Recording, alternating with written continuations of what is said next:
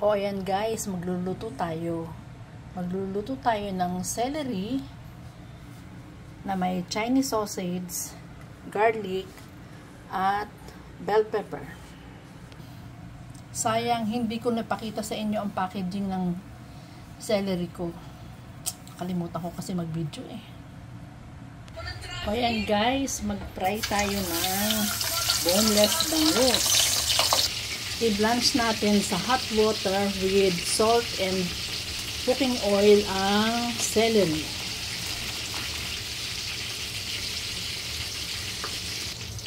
O yan guys, magigisa na tayo. Lagay natin ang bawang.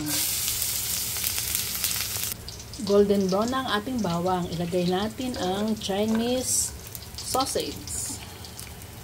Baliktarin natin ang ating bangus. O yan guys, palabasin natin ang mantika ng Chinese sausage.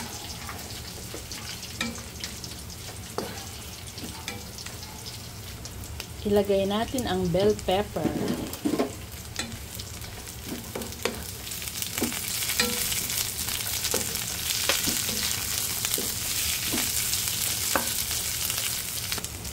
Ilagay natin ang celery.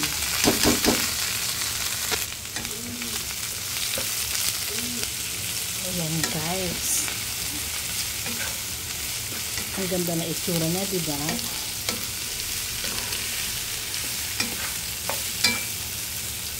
Ang gamit ko nga palang celery ay yung imported kasi may kakaiba at funny taste kasi yung local nating celery. Lagyan natin ng oyster sauce.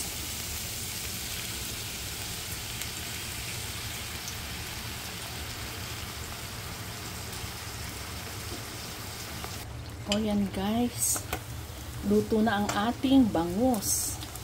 Natin na siyang hanguin, pero hayaan lang natin dyan sa tabi para tumulo ang kanyang mantika. At eto naman ang ating celery guys. Ayan, luto na rin to guys. Sarap na itsura niya oh. O yan guys, eto ang ating celery with Chinese sausage in oyster sauce. At eto naman ang ating sinaing na galunggong. Since bago siyang luto, so kakainin muna natin ng ganyan. Pero pagka napalagay na sa ref, kakainin ulit, ipiprito na natin. At eto naman ang ating bangus. Eto pala guys, ang patis ng sinaing na galunggong. O sasabihin nyo na naman, yan na naman, favorite nga eh, diba?